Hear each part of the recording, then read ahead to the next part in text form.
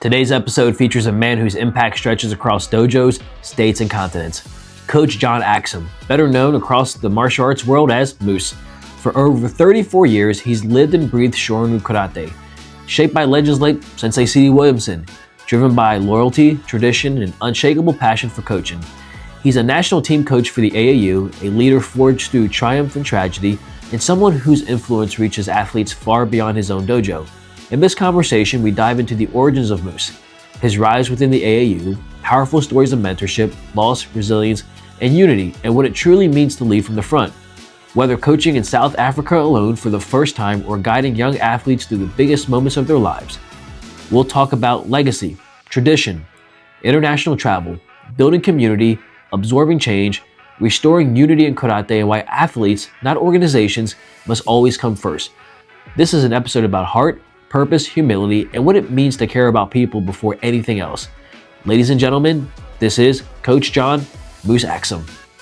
What's up, guys? Welcome back to another episode of the Kumite Lifestyle, and today we're joined by none other than Coach John Axsom, aka Moose, that I see there. And Coach, thank you so much for giving us your time. I know you're a busy guy. I know we just talked that you were scheduling some tournaments, so I can only imagine what that's like. But thank you so much. And what's going on? Well, Nick, first of all, thank you. Style podcast members and friends from around the country and globe. I'm honored to be here with you guys today talking, and thank you for having me on the podcast. And yeah, we're busy as ever. It's they say that karate has, but it's not true, not anymore. We're always rolling, and we've got something going on. The AAU especially, we have a tournament or a training every month, and sometimes multiple times a month. So yeah, so we are super busy, but we got all the time in the world for the Kumite Lifestyle podcast. I really appreciate that. So Coach, so my first introduction to you was actually pretty recent. I've had some amazing guests on, some people that you know, and I just keep hearing your name. So like if there's one consistent name that I hear a lot is John Axsom, or Moose, if you will. So what's your role currently with the AAU? And actually, for the viewers out there, explain in your own definition what the AAU is and then how you come into that. Absolutely. Well, thank you very much. Humbled by that. I am a athlete first, foremost, always coach. I've always been that way, and I always want to be that way. And if I can't be that way, I'm not going to do it anymore. So that's the first thing. So basically, for me with the AAU, I competed a little bit when I was younger, but I was not. I never got into it like most of some of the members of the national team. I'm very competitive. If you and I were playing tic-tac-toe, I'd want to win every round, But coaching is my niche. I love it. I think I get more excited sometimes than the athletes themselves do. And the whole story.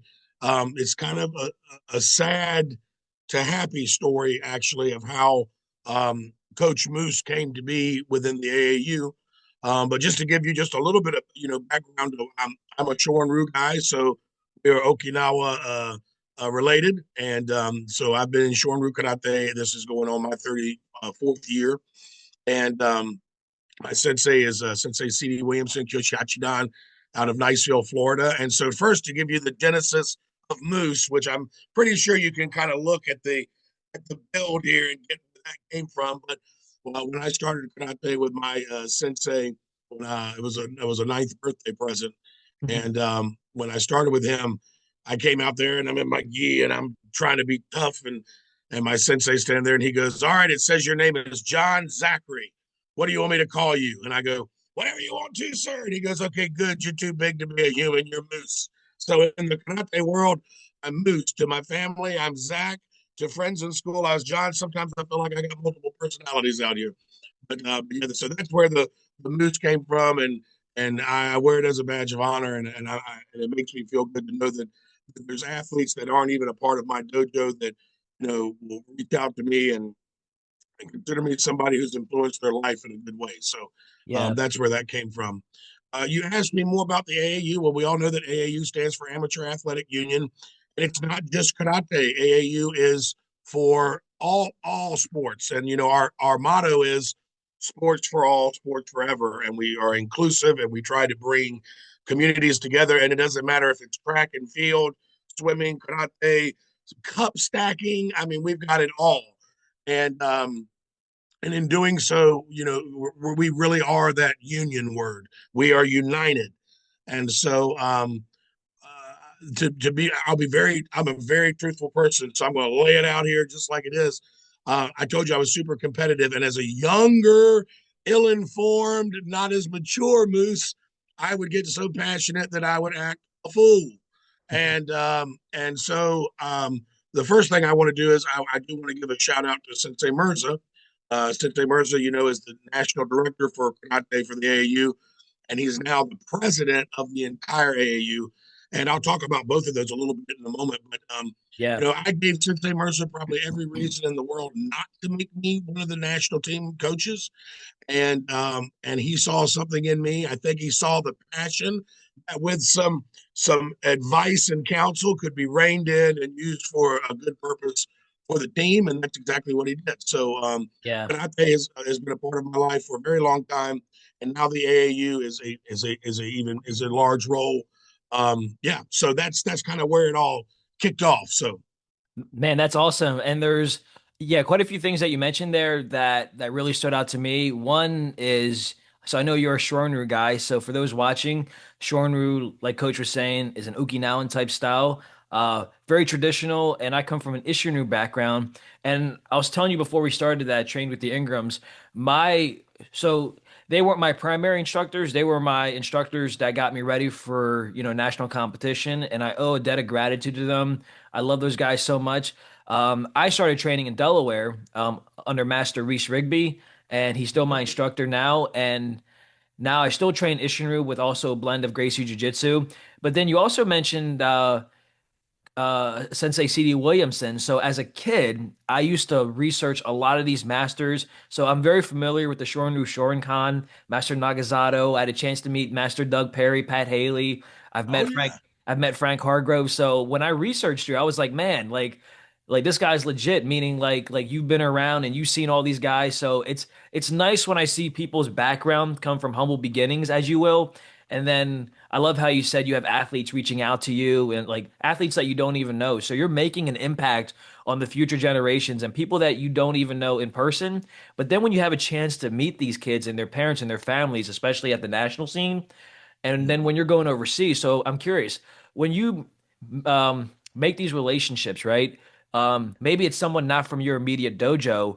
What has been like a lasting impact or maybe an impression that you try to leave on these athletes? And more importantly, coach, what's an impression or something that an athlete has also left on you?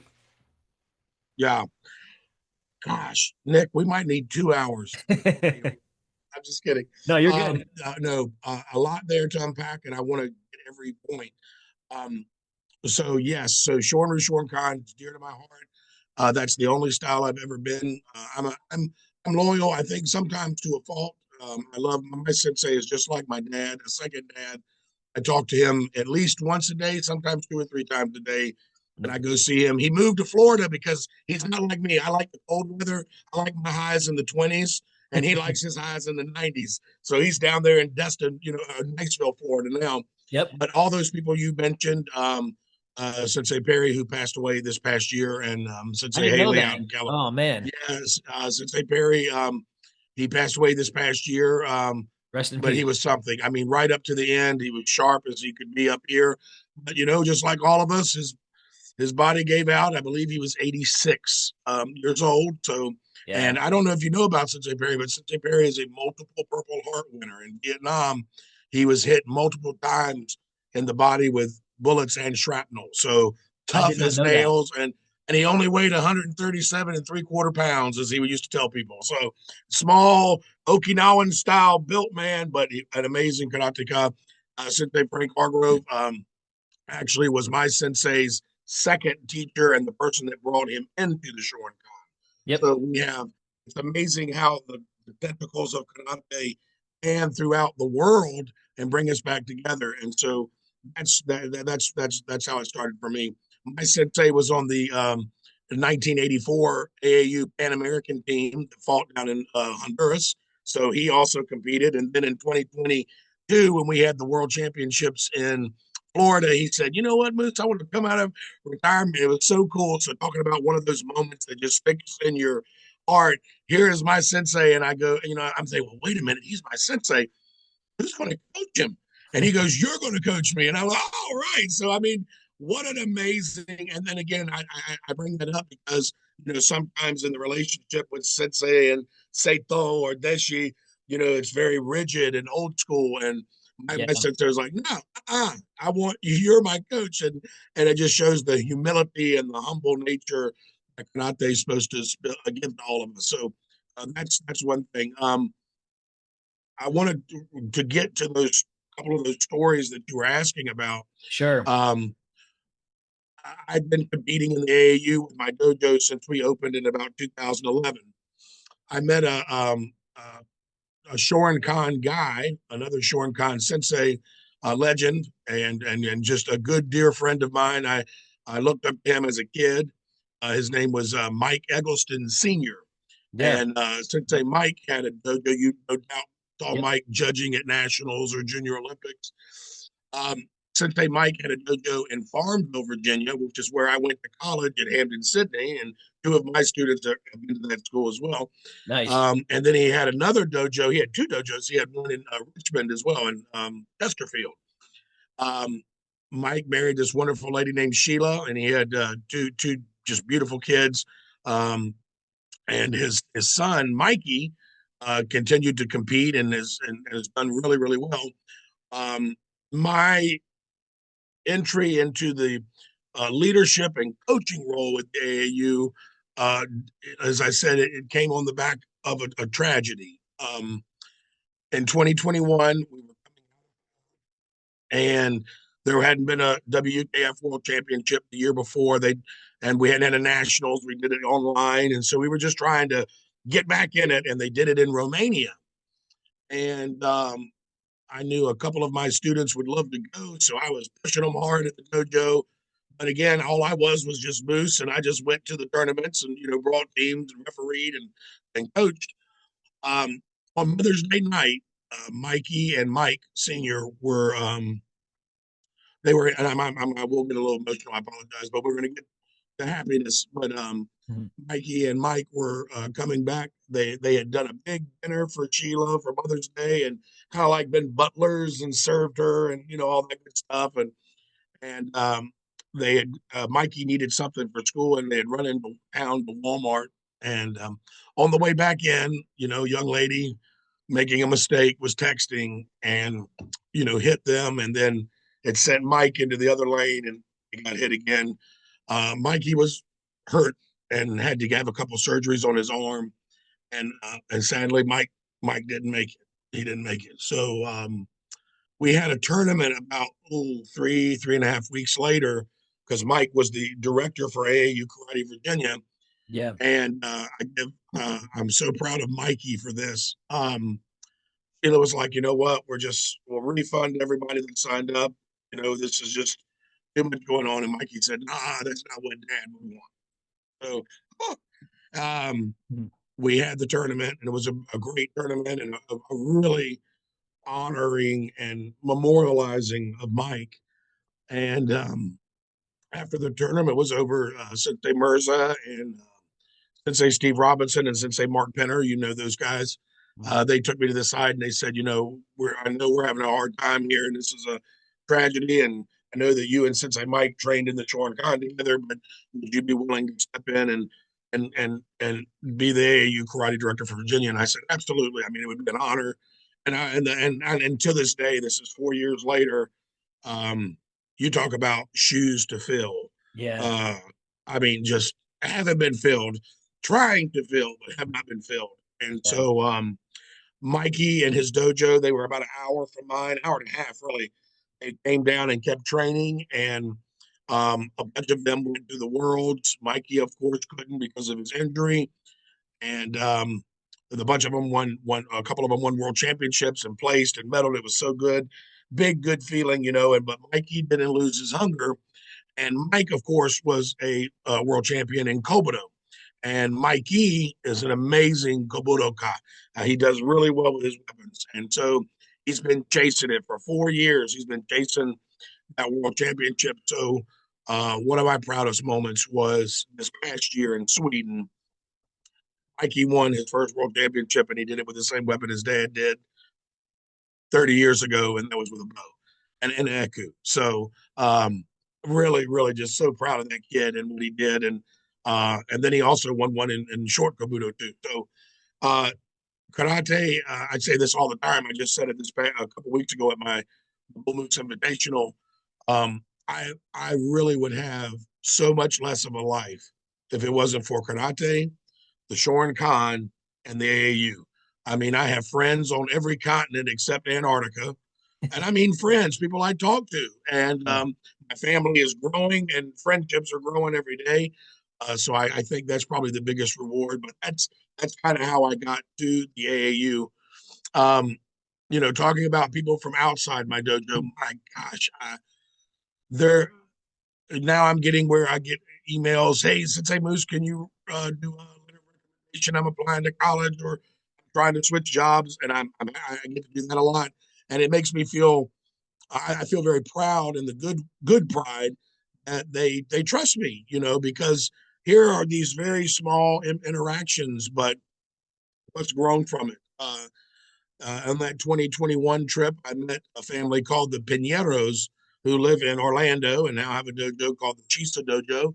And, they are all the way down in Orlando and they have not missed one of our tournaments in Virginia. They come up and they compete or they judge or they coach. Juan just did our kata seminar 2 Sundays ago.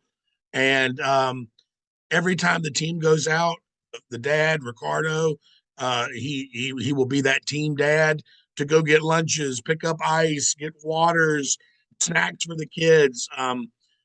It's amazing how good they are. And then you brought up the Ingrams, who I love. I adore them.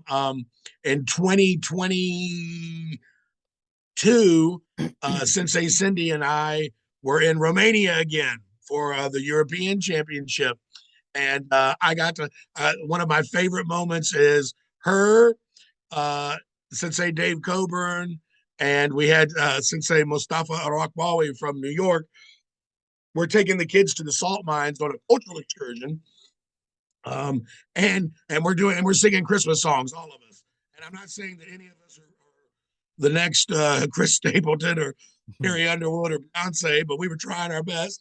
And the kids, of course, were laughing at us, and that was the whole point. But that brings me to one more thing about the AAU. And I say this with the app, and I'm not, if I say it with a closed door, I'll say it with an open door. There is not another organization in the United States or maybe at large that not only is giving these kids the top competition level with strong divisions and good levels of competition that the AAU does, but we're also giving these kids and these adults, we're giving them all the opportunity to experience the world and other cultures and be ambassadors of goodwill for our country.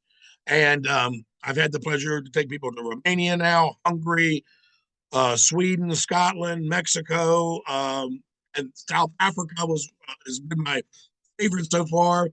Shout out to Sensei Gary Grappatine and the South African crew and the Shorin in South Africa, Carl and JP and all everybody. Yeah. But we went to South Africa and had a small team, but just to see a 5-ton elephant walk right by and you could have reached out and touched him. I did not. Moose versus elephant, that's a skewed. But to see that and to see the look on the kid faces when that happened. You've seen them maybe in a zoo or in a movie or on a show, but to be there and live that culture and do it, the AAU is doing that. And this is the cool thing. That was a sponsored trip. That was a sponsored trip for those athletes. They got to go over there because people like Sensei Mirza and the executive committee of AAU and AAU Karate are not making money for themselves. They're making money to help athletes have these kinds of experiences. Finally, So Finally. us. Oh yeah, oh yeah. So you're big, and you know it's tomo arigato gozaimasu in Japanese, but in Okinawa, uchinaguchi, it's nife debru. You know, that's thank you so much for what you do. So Yeah. yeah, so that's a lot. I talk for a lot. You know, redirect me, get me back on track. But I'm having a ball. I told you, Nick, I will talk. So No, I love it. And, the overall premise that I'm getting from you, coach, is that people don't care what you know until they know that you care. And man, like you embody that so much. And, I've had other coaches on, and you talk about the AAU, but I've had coaches from other, associations or other affiliations, if you will, within karate. And that seems to be the common denominator.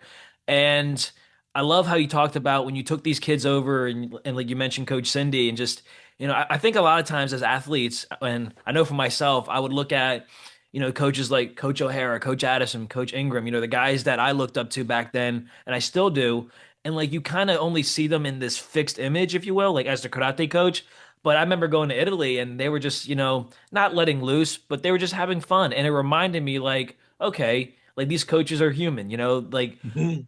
like they're here too. And I gotta wonder, coach, when you were asked to be a national team coach, man, like I mean, hey, that's amazing because you get a chance to really give back and lead, if you will, or as I say, lead from the front. But and for like from what I'm hearing, just expressing gratitude and just the opportunities to coach and lead.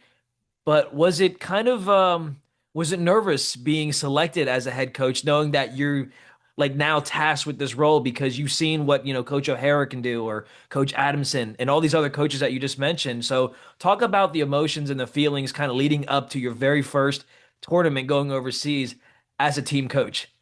So yeah, absolutely. I think also something that we forget sometimes is we pay homage to those who paved that way before us. Absolutely. Another Shorin gentleman, his name is Noel Smith. He's what we Yeah. call the Yeah. members of the Magnificent Seven. Obi. Sensei Noel Smith studied in Okinawa with Nagasato Sensei in 1966, and He's still brought alive? it back. Yes, yep. He was just at my tournament, Man, that's and awesome. he came to my tournament, and we honored him on Veterans Day. He served in the United States Army, so we gave him an AAU appreciation plaque Very for cool. his service. But he was also he was the first AAU head coach for a team. He took a team to South Africa, and then lo and behold, many years later, here goes Moose with a team South Africa. So I want to give Sensei Noel a big shout out. He started AAU karate in Virginia It's and crazy brought how it comes Shorin-Ryu. full circle, you know? It's unbelievable. It's unbelievable. And so then the next thing you mentioned Sensei O'Hara. I had traveled with him, and Yeah. one of my top students, you may have heard, has been training and competing and doing very well. Austin Gillespie, and Austin had to travel with Sensei Jim several times, and I did. I picked up a lot of. I loved Sensei Jim's energy. He was, Yes. a focused martial arts brand. It's about keeping the kids focused on their task and blocking out those extrinsic factors that try to throw you off your game. And so I picked up a lot of, I watched him do trainings, and we do some of the same drills that he did. So I learned a lot from him. Now we have a coaches committee, the national head coaching committee, and that's Sensei Omar Ocampo. You probably know Sensei Omar out Yeah. of Chicago. Not only an excellent karate competitor, but a phenomenal coach and one of my dear friends. And then just a little bit south of me is Sensei Cindy U. Robinson, Oh, yeah. uh, the better half of Sensei Steve. I got you, Yep. Sensei Steve. And Sensei Cindy and I took a team to Budapest, and we've traveled a lot. Those two I have learned immensely from as well. And I want to give them a huge shout out. Two amazing human beings that also care about their athletes and the AAU. But to go back to your first question, when I first went out as a national team coach, Yes. I had I had Sensei Omar and Sensei Cindy, and I felt good because I knew I had two anchors Yep. that could reel me in, And at first, and look, the cat's out the bag. Moose is a big dude, right? I'm huge. I'm a big guy. Big guy, big heart, though. Yeah. Yeah. But Yeah. I'm a big guy, so I know a lot of people are like, they looked at my student Austin or Ryan or Amir, and they're like, how'd that big guy How did he get them to do a Uramawashi? Yeah, He ain't Uramawashi. You're right. I'm not throwing them anymore, but I know how to teach them, and coach them. So I feel absolutely. like the first time I went out, I think Sensei Mirza was putting training wheels on me and watching, and Omar and Cindy were watching and bringing me up. And at first, we were just going to make me the staging coach. I was going to stay in staging and warm athletes up, which I was so excited about it. I was like, yes, I'm a staging coach. This is awesome. And then we started to do working on things leading up to that tournament. And they said, you know what? You're going to be one of the regular coaches. We're going to, put you in the ring. And that's where I thrive. That chair. Yeah, There's something about that chair. I love that chair. And of course, I love coaching a kata athlete or a Kobudo athlete. But we know that our active coaching is when you're in that chair for Kumite, as you're trying to spot and find the openings and the weaknesses and everything else, and get it to them without them losing their focus and stuff like that. So I was really excited, but I actually felt very at ease at that first one. Now, the first tournament that they sent the Moose out alone, oh no. me to South Africa, to a continent I've never been to, I was super nervous. Now, I did my best using some of those Sensei O'Hara type drills to focus myself so I wouldn't put off a nervous energy. But, Yeah, so true. being the leader, being the leader of not just adults that are going, but we took the younger members of that team. We had 15 and 16 year olds, being in charge of them and knowing that, hey, you're responsible first for their safety Mm, and their health, their well-being. Then it's about the competition and the cultural stuff. That is a big pressure situation. yeah, And I feed on pressure. I like it. They always say diamonds come from pressure, right? yeah, So I feed off of pressure. And so the nerves came in just like the first time I stepped out there to compete, the first time I stepped out there to coach. But because of, and this is something Karate teaches you about life, consistency, doing Pinan Shodan 5 million times, doing Kankudai 5 million times, doing Unsu five, the repetition, and that your body is trained. My mind was trained for that situation, and AAU is part of the thing that helped get me there. And the coaches that I mentioned. So yeah, I was super I was super nervous, and because I will 1000% go to war, not even fight, go to war for our athletes, especially if I don't think that fairness is being applied. But I yeah, want to also give a shout out to who we compete with internationally. We compete with the WUKF organization, and they are doing excellent things with their referee council and their rules commission to ensure that the fairness level, it just keeps upping and upping and upping. And yeah. so, we're all human and make mistakes. We're never going to eliminate that. But yeah. So, but yes, yes. So the first time I was in charge of the budget and spending, I'm like, oh my gosh, I can't lose this money since they is going to skin me. So, I remember one time I wear my Coach Moose shirts. They're kind of like everybody says, "Are you sponsored by Columbia?" And I'm like, no, but I'll just pretend. I love it because they have pockets. Well, I put the money in the wrong pocket, and I was like, oh, I've lost the euros for protest. Just little Yeah, things like that, but you remember them later on. And but yeah, no, I love coaching. I wouldn't trade it for the world, and hopefully I get to keep doing it. Hopefully, Sensei and the rest will let me keep going out with these teams. absolutely. Yeah, for sure. And you talk about how like your first time coaching, especially in South Africa by yourself, man, I don't envy you one bit because that's whew. Because you said it the best. It's not just coaching the athletes the day of the tournament. It's literally from the time they, get to the airport and they board, like you're responsible for basically their whole lives in that sense, just for a moment. And you said something that I think can resonate with martial artists and just athletes or just even entrepreneurs, right? So people that like you're starting businesses, you take a past experience and you let that be your fuel for the current situation. So when you said you went out there coaching for the first time, you kind of had those same feelings, butterflies, as if you were competing. Well, I feel that all those times competing, training led you to that moment, coach. So I feel like you were already prepared, just not in that type of environment at first. Like, would you agree with that? I agree 1,000%. I mean, every every mat training on at the dojo, every competition that when I was 9 years old trying it out the first time, um, every one of those moments led up to that moment, and every one Absolutely. of them had a lesson.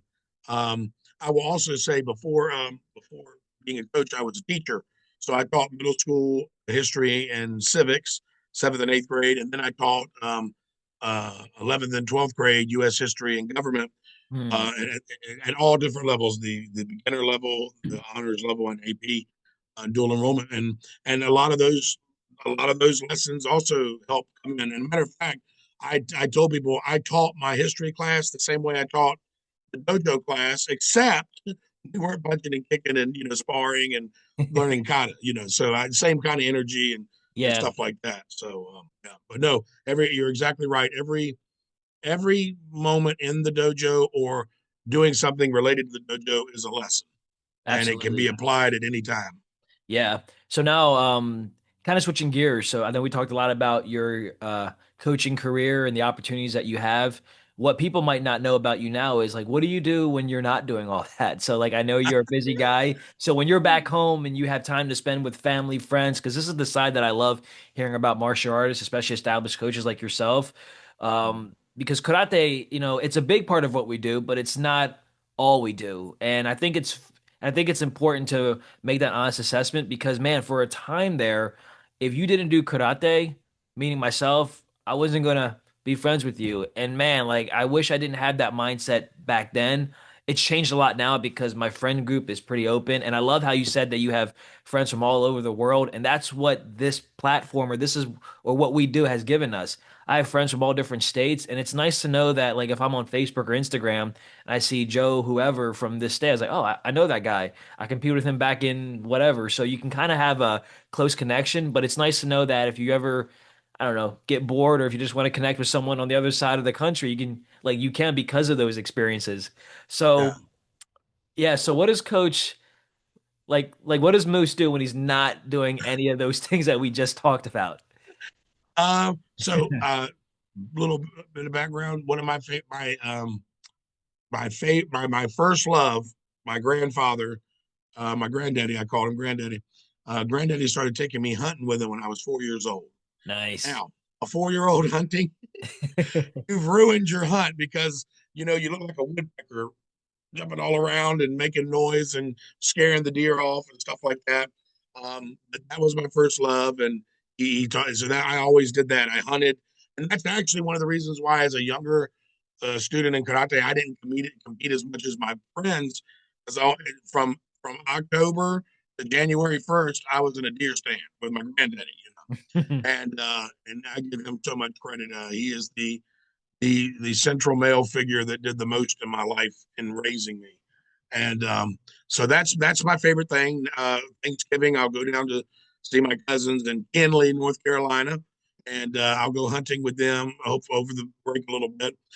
Like I said, I hunt from October to December or through Yeah. January, Yeah. and now with the coaching gig, I can't go as much anymore. But I love it. I love it. So it's crazy. I'm going to try to talk about my personal life, and then coaching's going to pull me right back in. Kind of like The Godfather. Just when I thought I was out, they pulled me back in. So, Absolutely. um, but yeah, but no, hunting was my first love. I loved it, and I think I matured a little bit faster than I probably should have because I was down there with a bunch of old men. And my grandfather was a very strict disciplinarian, funniest man in my life, but no nonsense. He was a no nonsense guy. I remember one of his things is, when you were little, children are to be seen and not heard. Yes, sir, granddad. It was almost like Don Kreese from Cobra Kai, Yeah. or the Karate Kid. But Yeah. yeah, I love and miss him. He was the one that took me to karate almost every day, and he would sit out in his truck with the window down and watch, through the window, and so, but yeah, so hunting would be the first thing for me. The next thing, um, my college. I went to a small college out in the middle of nowhere in Virginia called Hamden Sydney College, Hmm. and we Shout share a out. birthday. Huh? Have you heard Oh, of it? shout out to that. No, I was say shout out to that college. Yeah, yeah, yeah. Well, and a big one because on November the 10th, That's the day that the United States Marine Corps was founded, November 10th, 1775. Yeah. Hampden, Sydney was founded on November 10th, 1775. Oh, that's And crazy. it was founded by James Madison and Patrick Henry, two very famous people. Yeah. It's a small school. We have about 900 students. It's one of two all male schools left in the country. Us and then Wabash in Indiana. Yep. And hello, Tom Ward, Shorin-Ryu, Indiana, who went to Wabash. Um, and so anyway, I went there, and another place that was just transformational for me. Austin went there and graduated in 2019, and my student Ryan Sigsby is there now and will graduate in 12. He's a junior, so not 26 but 27. He'll graduate. I can't believe it. It's that fast. But it's a small school, and it made so many great relationships and friendships there. I was on the alumni board for 12 years, and I served as the national director for admissions. So I would recruit students to go there, and it's a small school, so you're not recruiting, you're not getting hundreds of thousands of applications, you're getting 1,000 or 2,000 applications. Yeah. And so, but every year from our area, we would recruit between 15, and the biggest year I had was 61 students that we recruited to be in the class, which for a class of 300, that's a big impact on the Yeah. school. So Absolutely. I just went to the 250th anniversary party on Monday, November 10th, and I got to switch back into karate for a minute because it's amazing how these things happen. Yep. But one of the closest friendships and one of the deepest relationships that I have personally fostered with international karate outside of Shorin has been with the Kanzen Karate Dojo in Scotland. Mm. And the founder and the head coach, a guy named Sensei Roy O'Kane and Sensei Dan Woods, they have become just two dear friends. Well, rewind to about 2 months ago, I get a text from Dan, and it says, Moose, I know we've been talking about getting together and maybe coming to one of your events and hanging out. I think I can do it. Can I come to the Bull Moose Invitational? I'm like, are you kidding? Yes, get over here. So Dan flew in, and we had one of the best times of my life, and he said of his life. We did everything from karate training. We went target shooting at the range. Um, we traveled all around. Well, one thing Kanzen does is they have this amazing charity called Kanzen for Life. And Yeah. they're taking the Budo and karate principles and they're trying to get them to anybody, not even related to sports. It can be, but it doesn't have to be karate. It doesn't have to be basketball or cricket or anything. It can just be through community wellness and outreach and just coordinating with different groups to just build communities up. And so Dan was talking to me about it. We found out that Dundee, Scotland, where Kanzen is headquartered, and Alexandria, Virginia, are sister cities. So he said, he goes, Moose, that thing we're going to on Monday. I said, well, if you don't want to go, we don't have to. It might be boring because it was just the governor and a U.S. congressman speaking and a bunch of people talking. He goes, no, I want to go. I think we can get a picture. And I said, oh, it's going to be hard with security, but Dan got his picture. He got more than one picture. He got to talk to the governor for a moment about Kanzen for life. And that's all because of karate. So a Yeah. love and passion of mine, my college, where I am an alumnus, and then a friend of mine from Scotland that flew over here just by happenstance gets to go. He got a picture with the governor and the U.S. congressman and just all these different people related to him in Sydney. And he got to ride. My best friend growing up is a guy named Brandon Chiesa. And Brandon has a Tesla Cybertruck. Well, they don't have Tesla Cybertrucks in Scotland. I give Brandon all kinds of crap. I'm like, that's not a truck. It's a spaceship. But Dan was like, oh my gosh. So he let Dan drive the Cybertruck. Dan got to let the Cybertruck drive him, which that was crazy. He couldn't believe it. And we just the exchange. Dan's flight got canceled. This was back during the shutdown, right? And neither he or I were upset about it. He's like, I get another day. So we wouldn't have been able to do the thing and at Hampton, Sydney, and meet the governor and all that stuff, drive the Cybertruck, if it hadn't been for the government shutdown. So I guess a negative thing turned into a positive, and I think karate does that a lot. But yeah, so I guess hunting, my school, um, those are two of my passions. I I heard love to you also, teach. yeah, I heard you're also good at karaoke. I was Oh, I was supposed to tell you that through the Milliken families. Yes, sir. Shout oh out my to gosh. them. So hold on, who said that? The Ingram said that. No, Justin Milliken. Oh, Justin, yeah. So, oh my gosh, back in October, my good friend Jason Adams, who is one of the reasons why I'm in the Shorin-Con. Hmm. Um, Jason, I'm not the Shorin-Con in the AAU. Excuse me. So No, you good. he's Shorin-Ryu Ryukyu-Con. I'm Shorin-Ryu Shorin-Con, and they both come out of the branch of Nagasato Sensei. But Yeah. he had his tournament, and that night we went out to dinner, and they had a live band, and Shelby and I sang Tennessee Whiskey, and we just had a fun. Yeah, I'm not a, I don't think I'm a great singer, but I don't care. I'll sing in the shower, in my car, and in front of 10,000 people if you want me to. They can laugh all they want. Funny story.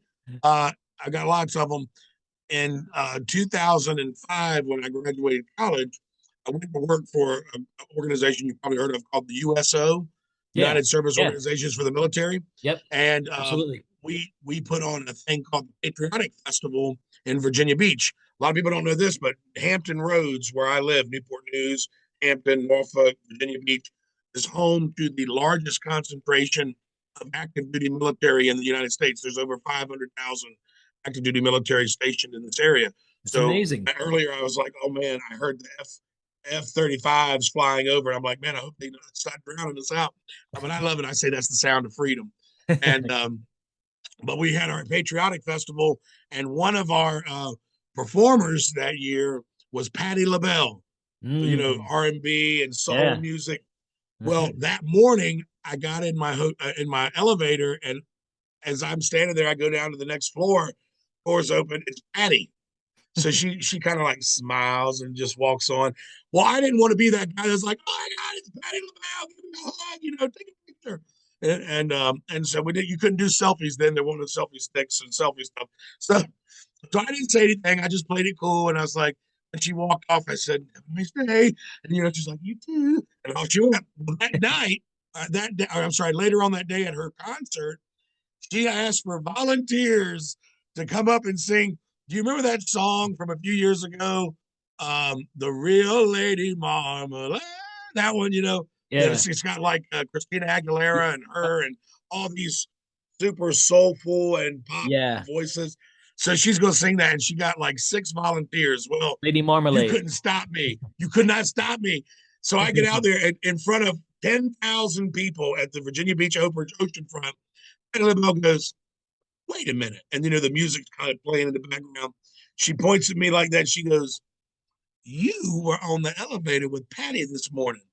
And I went, yes, ma'am. And she goes, you did not speak to Patty this morning. And the whole crowd goes, boo. And I'm like, no, no, no, Miss Patty, I love you. I got down on both knees. You're the best. You're the queen of soul. And she goes, get up, boy, get up. So I get up, and then we sang the song, and I got to stand there. But I don't know, a lot of people that get to say they got to do something like that. That was one of No. my one of my forays. So it's really easy after going on stage with Patty LaBelle and then the Beach Boys. I got to do that one time with the Beach Boys and Don Stamos, Uncle Jesse from what Yeah. was that? Full What was that House. thing? No. Full House, yeah, Full Yeah. House. Yeah. They were there, so doing that, and then doing it in the bus with Sensei Cindy. But a lot easier that way, not as much pressure. Yeah. But yeah, yeah, I love to. I really like to have fun. I think I got that from my granddaddy. I much prefer laughing than getting upset. But I did also inherit his temperament and like no BS Yeah. type of I don't like it, and usually that only comes out when it's time for a student. One of the things we talked about a little bit earlier was interactions with students that aren't my own. I'm going to go back to that Kanzen group real quick. Sure. In 2023, the World Championships were in Dundee, and one of the awesome instructors with Kanzen Karate is a competitor, and her name is Karis. And I've met Karis many times at many different tournaments, and always the polite. She's always just super sweet and respectful with a bow and hello sensei, but pretty much that's it.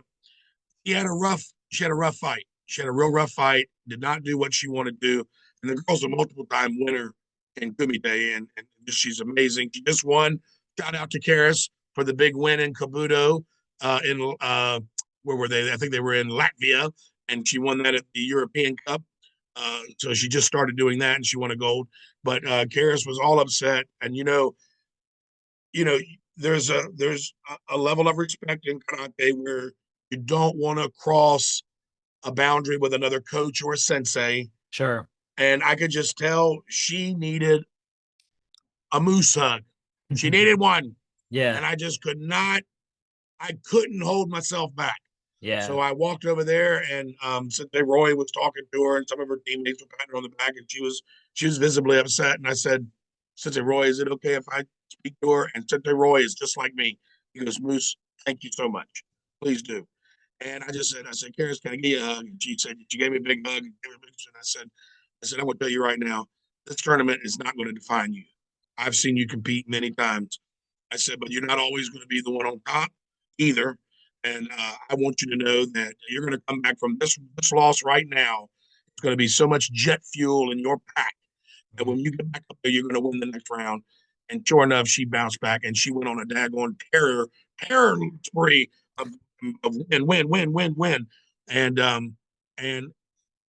it felt so good inside to offer that. Not, I give that to every one of our AAU athletes, but to offer that to another team and Yeah. to show that the reason we're competing is not to be opponents, but to actually refine our skills and become better people. I Yeah. feel like that's a big part of it. So Yeah. that moment will last forever.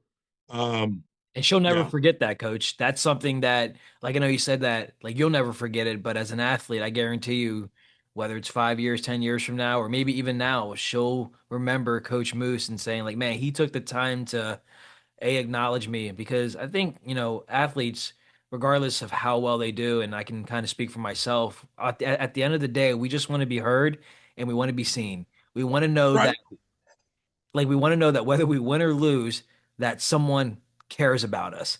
Because it's sometimes we have that notion, like, if you're winning, it seems like it's automatic. Like, people think, like, oh, she's a champion, of course everyone cares about her. Well, that's not always the case, and I find, like, the ones that have success, and even yourself speaking, it's just, we have to take those L's, time and time again, and then we get to where we are. And that's why people that are so successful usually is because they came from either nothing or started with very little and had those L's, like I said, and now they flourish because they can use all those life experiences as you're talking about. Yeah. um Coach, there's one thing I want to ask before we do exit out. But if there's one thing that you could change about karate, I'm not talking about the AAU or Shorin, but just in general, in your experience, because I always like to, kind of finish off with this. But if there's one thing you Yeah. could change about karate, and I'll even kind of expand, if there's one thing you could change about martial arts, what would it be, sir? Mm, that is a deep question. It's a sincere question, and it's an important question. For sure. I want to attack it from a couple of angles. Yeah. Um, I feel like we're in America and abroad, we are losing the importance of tradition. Mm, So I think that we must return our kime to tradition and karate. Um, with that being said, it's not 1480 or 1620 or 1880, right? Or 1930. yeah. It's 2025. And regardless if people, like or dislike change has come. And just what we're doing right now. You're in Florida and I'm in Virginia, and we're having a podcast talking about this thing. So we have to recognize and mold to the changes. People ask me a lot of times, what is the difference between Okinawa karate and Japanese karate? And I said, take karate out of it. What's the difference between Okinawa, the old Ryukyu, and Japan? Yeah. Um, the Japanese are very, very strict. And one of the reasons why they're so successful in everything they touch is because they are regimented and do things. The Okinawans are a little bit different. They're very laid back. And it was Sensei Doug Perry that said this to me one time. He said the difference between Okinawans and the rest of the world Yeah. is they absorb. They absorb. You know, China, they had to pay tribute to China for many, many years after the Ryukyu Kingdom, and then Japan came in. But rather than upsetting the apple cart and causing a fight right away between Japan and China, Okinawa just paid them both. Like, okay, here's your tribute, here's yours. Everybody get along and let's keep going, you know, as a trade port. Um, we need that. I firmly believe that Okinawan mindset is very important. Yeah. And then, but I also think the Budo, strict traditional uh, pieces that Japan has instilled through Shotokan and Chitoru and all these other styles, I think that's also important. So I really think getting our focus on the tradition, but figuring a way to absorb the changes that have come from us worldwide, technologically, socially, mentally, we've got to get with that. That'd be the first thing. Yeah. Second piece is, I think, a competition piece. Mm. And I'm going to say this right now. And I say, I think one of the reasons Sensei Mirza and I get along really well is he knows that I will tell him exactly what I'm thinking with the utmost respect Yeah. because he deserves it. And I know that he'll fire right back. Moose, absolutely not. You know, or yes, okay, I like it. But I say this to everyone: WKF, AAU, WUKF, NKF. You pick whatever set of letters represents whatever karate organization for competition from anywhere in the world. And I'll say this: unity has got to come back. Yeah. There has been too much um, divide. There has been too much, you know, and then it happens. It happens within styles. It happens within associations because everything is political, right? Aristotle, I used to teach, right? All that stuff. Aristotle said, man by nature is a political animal.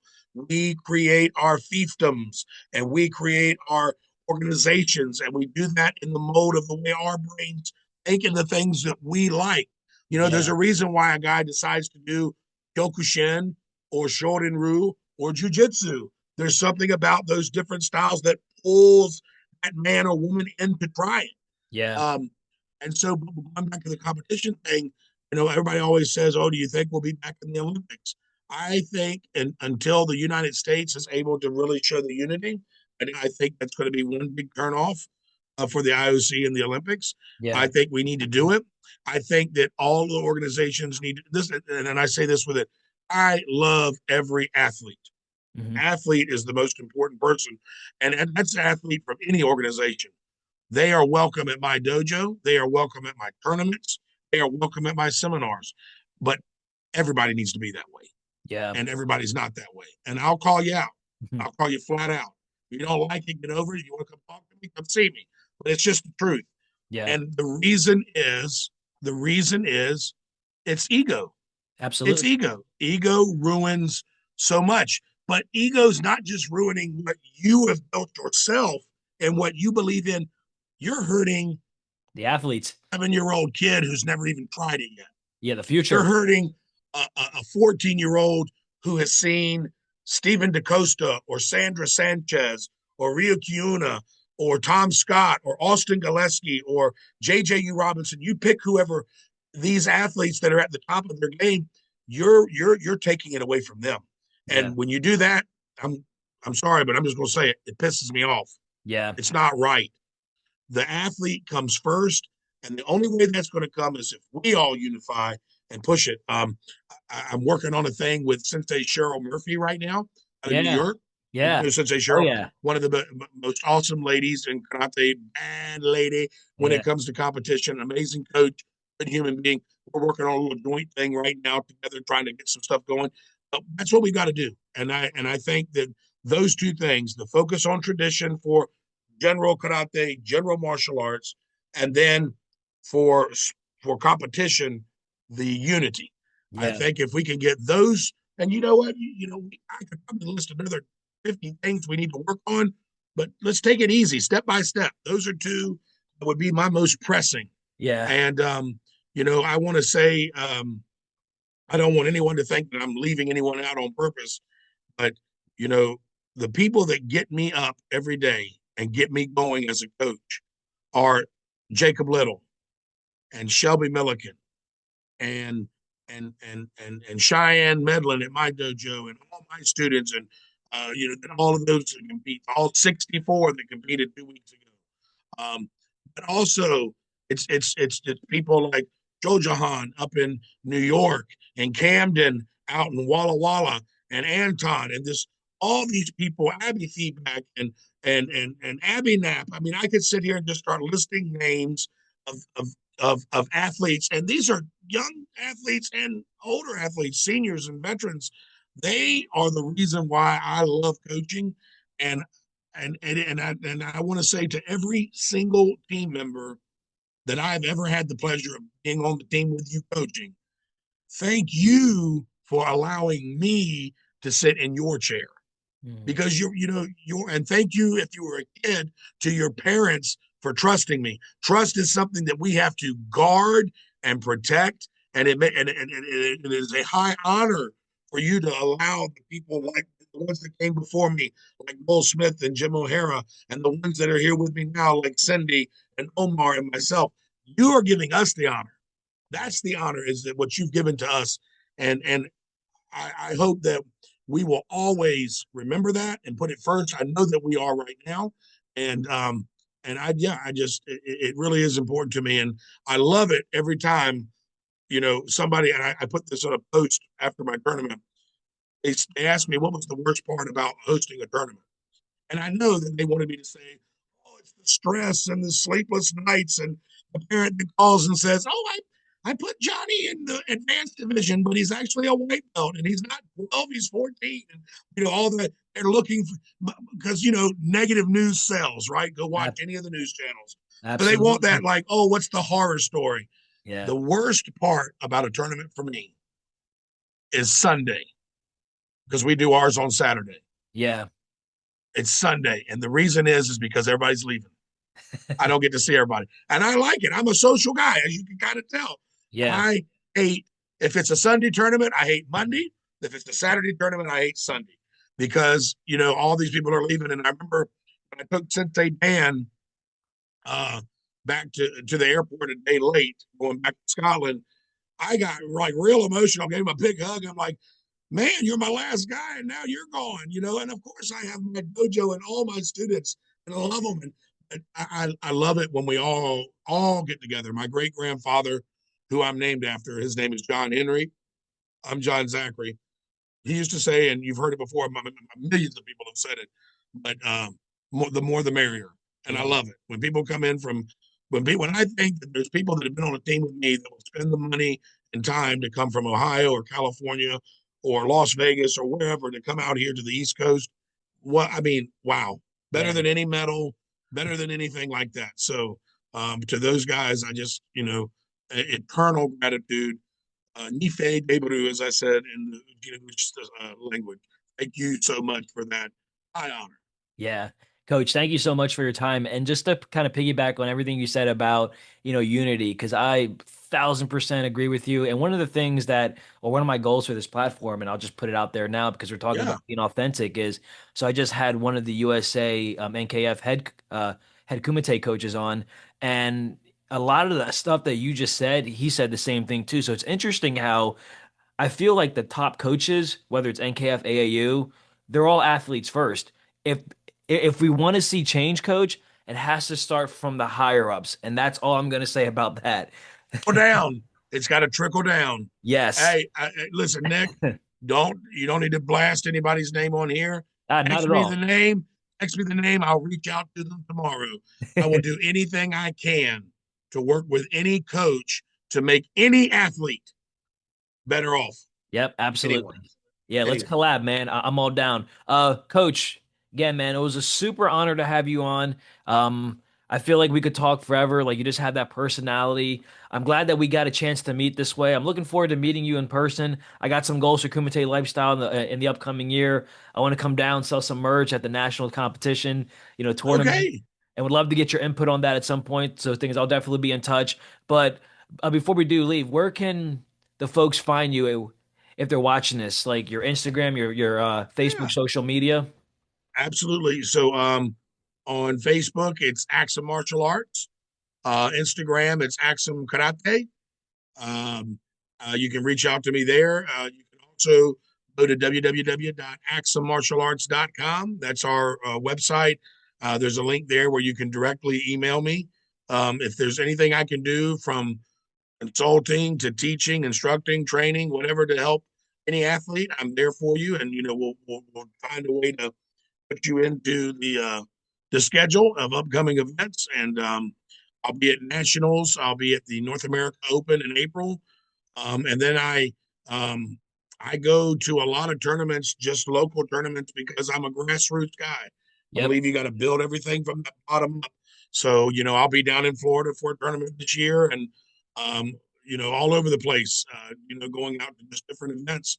And I encourage others to go to as many events as you can. And to the athletes, they always, what do you recommend? There's no substitution for the training you do in your dojo, and then the stuff you do outside, from going to the gym, plyometrics, weightlifting, plyometrics, all that good stuff. Um, and your diet, and your mental game, and rehabbing. But I think one of the most important things is being on the tatami and competing. So go to as many events as you can that you can afford and are able to do to get that mat time in, so that you are prepared for the big shows and the national team. I love it. I love it, guys. So again, guys, we had a chance to sit with Coach John Axsom, aka Moose. We had a chance to dive into his karate background, his early successes, and just kind of the ups and downs. And I loved his mindset about coaching. He dives into what it was like to coach first time overseas in South Africa. So shout out to everyone over there and what he does in his personal life. So glad to have you on, man. Super honor. Coach, thank you so much for your time today and being on the Kumite Lifestyle podcast. All right. Thank you, Nick, and Kumite Lifestyle. Everybody, hit that share button. Get the word out across the country. We got to have more people on this thing, and we got to bring karate unity back to the forefront. Absolutely. All right, man. Peace out. Thanks, brother.